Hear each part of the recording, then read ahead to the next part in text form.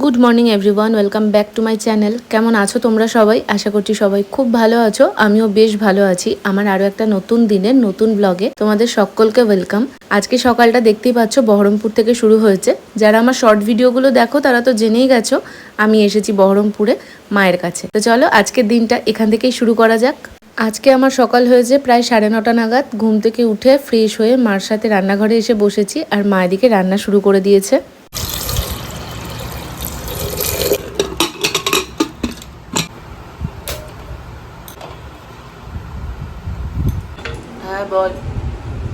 রান্নাঘরে এসে বসেও আমি ঘুমে ঢুলছি, কারণ কালকে রাত্রিবেলাতে মুভি দেখছিলাম। বহরমপুরে আসলে রাত জেগে মুভি দেখার নেশাটা আমার বেড়ে যায়, তোমরা তো জানোই। এদিকে সকালবেলা আমি যে ডিটক্স ওয়াটারটা খাই সেটাই মা বানিয়ে দিল। Good morning everyone. তোমাদের সঙ্গে তো কোনো আপডেট শেয়ার করা হয়নি। আমি গতকাল এসেছি বহরমপুরে। আসলে পুজোর আগে একবার আসার প্ল্যান ছিল, তবে এত তাড়াতাড়ি না। আমার আসার প্ল্যান ছিল হচ্ছে 7 তারিখের পর, তো ওই জন্য আমি আর কোনো ব্লগ কালকে করিনি। একদম সাডেন প্ল্যান। রাত্রিবেলা রিন্টু আসলো, আসার পর তখন 12টা 12:30 নাগাদ আমি বললাম যে একটা অ্যাকচুয়ালি কাজও আছে, তো বললাম যে তাহলে কাজটা যখন করতেই হবে তাহলে চলে যাই। বললাম 7 তারিখ আমি আসতাম, তো সেই জায়গাতে 2 তারিখ মনে হয় এসেছি, আমার খেয়াল পড়ছে না। হ্যাঁ, আজকে হচ্ছে গিয়ে 3 তারিখ, তো 2 তারিখ আমি এসেছি কালকে। আর আসার পর কোনো ব্লগ আমার করা হয়নি। শর্টস বানিয়েছিলাম কালকে, শর্টসটা যারা দেখেছো, এই ব্লগটার আগেই অবভিয়াসলি শর্টসটা চলে আসবে, তারা তো জানোই। তো আসার পর আজকে আমি ঘুম থেকে একদম সকালবেলা ঘুম থেকে উঠেছি 9:30টার সময়।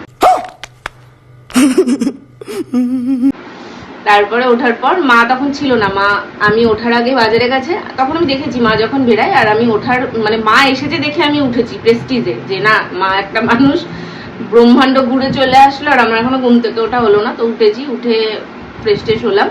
মা এদিকে এই জলটা বানিয়ে দিল, এখন বসে বসে খাচ্ছি আর মার সঙ্গে গজর গজর করছি। কালকে রাত্রিবেলাতে বাড়িতে লুচি হয়েছিল। কথা বলতে একবার আরম্ভ করলে আমি এত বকতে থাকি। কালকে লুচি হয়েছিল, তো লুচি বেশ কয়েকটা আছে, সেটা খাওয়ার জন্য আলুর তরকারি হবে আজকে। একদম সিম্পল রান্না। মা বারবার বলছে কি করবো বল, কি করবো বল। আমি কিছু না, শুধু আলু সিদ্ধ করো, আর মাছের ঝোল আছে, কালকে ডাল হয়েছে, এই হচ্ছে আজকে রান্না। রাত্রিবেলাটা রাত্রে ভাবা যাবে। মাকে আবার একটু বললাম না কিছু ডকুমেন্টসের কাজ আছে, তো মা বেরোবে, আমি আর যাব না। এই হচ্ছে এখনকার অব্দি আপডেট। চলো ব্লগটা দেখতে থাকো, আশা করছি তোমাদের ভালো লাগবে।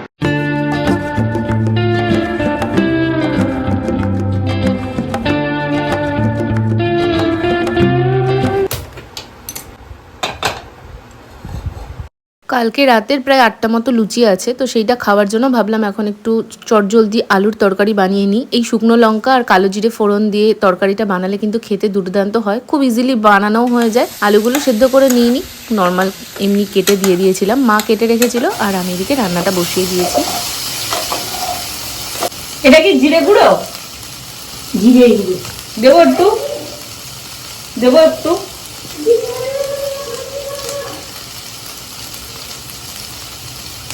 মাঝে মাঝে আমি কনফিউজড হয়ে যাই।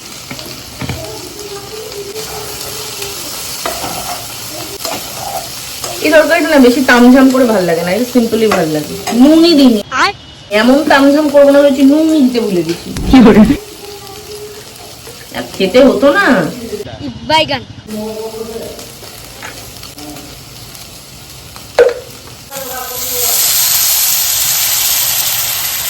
আলুর তরকারি কমপ্লিট। আলুর তরকারিটা দেখে না আমার চরম খিদে পেয়ে গেছে।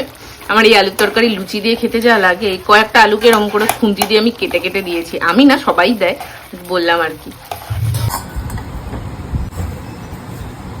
একটা জায়গাতেই নিয়ে নিয়েছি, আর লুচিগুলো কালকের এই কড়াইয়েই ছিল, তো আলাদা করে আর থালাবাটি করিনি, কারণ ওই যে বললাম মা বেরোবে, আর তাড়াতাড়ি করে খেয়ে নিয়ে আমি বাসন কটা মেজে নেবো। গরম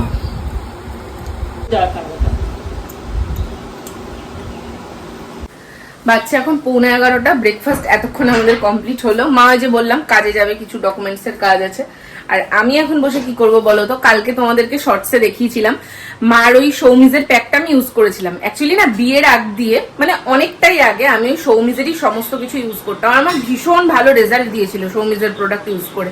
মানে ক্যান সৌমি, গ্ল্যামার ওয়ার্ল্ডের কথা বলছি না। তো ওই টাইমটা আমি ইউজ করতাম, অনেক বছর আগের কথা বলছি, তো তখন না খুব ভালো রেজাল্ট পেয়েছিলাম। কিন্তু মাঝখানে এত রকম মানে জিনিস অনলাইনে দেখতে পেয়ে সেগুলো কিনে কিনে কিছুই ঠিকভাবে আমার ফেস প্যাক স্যুট করে না। তো ক্যান সৌমির ওই প্যাকটা কালকে মার থেকে নিয়ে আমি দিয়েছিলাম, তোমাদের দেখাই।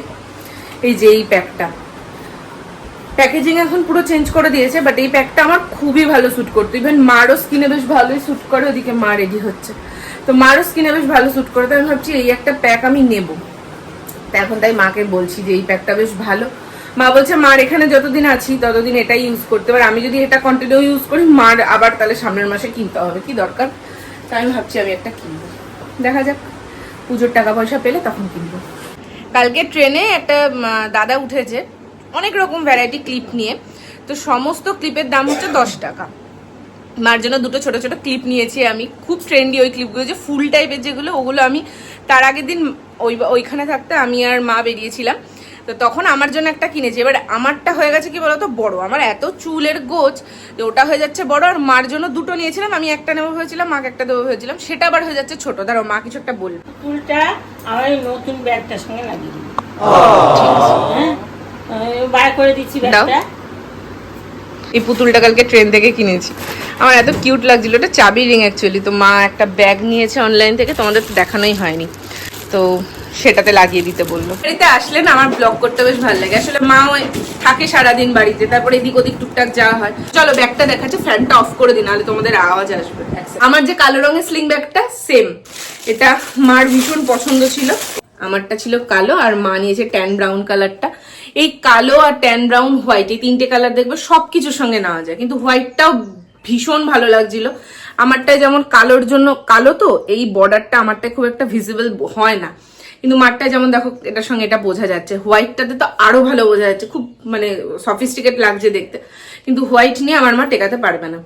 তো সেই হয়েছে ব্যাপার। আমাকে মা ছবি পাঠিয়েছিল ব্যাগটা নাকি ছেঁড়া। প্রথম যেবার আমি তখন এখানে ছিলাম, আই থিঙ্ক এর আগের বার এই ব্যাগ অর্ডার করলাম, ব্যাগটা এসেছে এই জায়গাটা করে পুরো এরকম কাট, মানে কেউ হয়তো এই র্যাপের মধ্যে থাকে তো এইরকম ভাবে কেটেছে প্লাস্টিকটা, ওই ব্লেডের কাঠটা ব্যাগেও লেগে গেছে। তো ওটাকে আবার রিটার্ন করা হলো, দেন এটা অর্ডার করেছিলাম। আমি মাকে বারবার বলেছি ভালো করে দেখে নেবা, ভালোভাবে দেখে নেবা, সব দেখেছে। এই জায়গাটা একটু নাকি ছেঁড়া, তো ছেঁড়া কিছুই না আসলে, কি বলতো এই দেখো দুটো এরকম ভাবে জয়েন্ট দেওয়া, তো ওই মাঝখানটা একটুখানি ফাঁকা হয়ে গেছে, কিচ্ছু প্রবলেম না ওটা। তো এটার স্ট্র্যাপটা ভীষণ সুন্দর, স্ট্র্যাপটাই আমার বেশি পছন্দ ছিল। এই দেখো স্ট্র্যাপটা এরকম, এটাকে তুমি লাগিয়ে নিয়ে স্লিং ব্যাগের মতন ইউজ করতে পারবে। আমারটা তো আমি সব অ্যাডজাস্ট করে নিয়েছি, আমারটা তো দেখেছো তোমরা অনেকবার। ভাবছি আমি যদি একটা কিনতাম, লাবুবু তো আর কেনার ক্ষমতা নেই, এরম যদি একটা কিনতাম।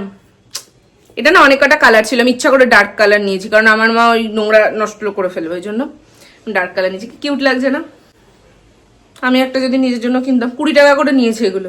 স্নান কমপ্লিট করে অনেকক্ষণই চলে এসেছি, বাচ্চা এখন 2:03। চলো আগে চটপট করে লাঞ্চ করে নিই। প্রচন্ড খিদে পেয়ে গেছে, কেন কি জানি অত বেলায় খেলাম, ব্রেকফাস্ট করলাম, তারপরও তার খিদে পেয়ে গেছে। চলো এখন ব্রেকফাস্ট লাঞ্চ করা যাক। বাড়ির সবাই যখন এরকম একসাথে খাওয়া হয় না, সেই খাওয়াটার মধ্যে একটা আলাদা মজা থাকে, সবাই মিলে গল্প আড্ডা দিতে দিতে খাওয়া যায়। তবে ও বাড়িতে আমি ওই জন্য দেখবে কখনোই আগে থাকতে খেয়ে নিই না, মা স্কুল থেকে আসে আর তারপরেই কিন্তু আমরা লাঞ্চ করি। সে যত বেলাই হোক আমি কখনোই আগে থাকতে খেয়ে নিই না। লাঞ্চ কমপ্লিট করে জমিয়ে একটা ঘুম দিয়েছিলাম, তারপর বিকালবেলায় রেডি হয়ে এখন বেরিয়েছি। বিকেল বলা চলে না, সন্ধেই হয়ে গেছে। Good evening everyone. দুপুরবেলার পর তোমাদের সঙ্গে আবার সন্ধ্যাবেলা কথা হচ্ছে। সন্ধ্যাবেলাতে এখন আমি আমার রেডি হয়ে বেরিয়েছি। আমাদের দুজন মিলে গঙ্গাধারে যাওয়ার প্ল্যান প্রত্যেকবার হয়, প্রত্যেকবার ক্যান্সেল হয়ে যায়, যাওয়াই হয় না।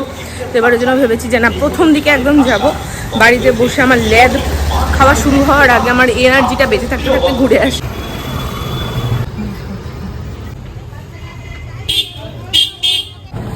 আমাদের ইচ্ছা ছিল কেটলিতে আসবো, তো ফাইনালি ভাবছিলাম অন্ধকার দেখে হয়তো বন্ধ, তারপর দেখলাম না খোলাই আছে।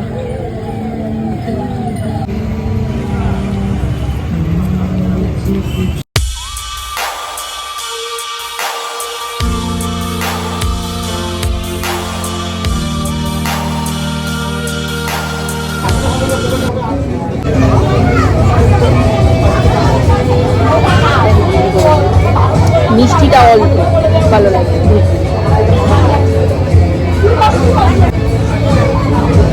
কেটলিতে আমরা ভেবেছিলাম মোমো খাবো, তবে এখান থেকে আর মোমো খাইনি, কারণ এখানে পেঁয়াজের স্টাফিংটা প্রচুর বেশি থাকে, চিকেনটা ভীষণ কম থাকে, সেজন্য অতটা ভালো লাগে না। এখন যাবো ফুড পার্কে। এখানে না মোমোটার মধ্যে এক গাদা পেঁয়াজ দিয়ে দেয়, ভালো লাগে না, সেই জন্য ফুড পার্কে যাবো। ফুড পার্ক থেকে খাবো মোমো। এক সেকেন্ড দাঁড়াও, মাকে দেখি। হ্যাঁ এগুলো তো নর্মাল, এগুলো তো খারাপ করে না। চা চলে এসেছি ফুড পার্ক। এই রাস্তার অবস্থা দেখো, এখানেও এখন স্টল প্রচুর কমে গেছে, আগে কত স্টল ছিল। ফুড পার্কে এসে আমরা এখান থেকে 1 প্লেট মোমো নিয়েছিলাম, 2 প্লেট মা নিতে বলছিল, কিন্তু বিষয়টা হচ্ছে আমার চোখ পড়েছে ওই সাইডে ফুচকার দিকে। একটা খাওয়া শেষ করতে পারিনি, ফুচকার ক্রেভিং শুরু হয়ে গেছে, তো সেই জন্য ভাবলাম 1 প্লেটই নেওয়া যাক, তারপর ওখান থেকে একটু ফুচকাও খাবো। আর 1 প্লেটে ছিল 6 পিস, যেটার দাম নিয়েছিল 50 টাকা। আর এই স্টিম মোমোই কেটলিতে শুধুমাত্র পেঁয়াজের স্টাফিং ভরা থাকে বেশি করে, সেটার দাম 5 পিসের নেয় 70 টাকা। তো সব মিলিয়ে আমার এটাই দি বেস্ট লাগে। এখান থেকে মোমো খেয়ে চলে এসেছিলাম ফুচকা নিতে। ফুচকা মা নিয়েছিল দই ফুচকা, আর আমি 10 টাকার জল ফুচকা খেয়েছিলাম। তবে দই ফুচকা মার থেকে কিন্তু টেস্ট করতে ছাড়িনি, মা ওইদিকে বসে আছে, আমি এখানে এসে একটু ভিডিও করছিলাম। এই কাকুটা দারুণ ফুচকা বানায়। এখান থেকে জল ফুচকা খেয়ে মার জন্য দই ফুচকা নিয়ে আসলাম, আর তার থেকেও আমিও একটা টেস্ট করেছি।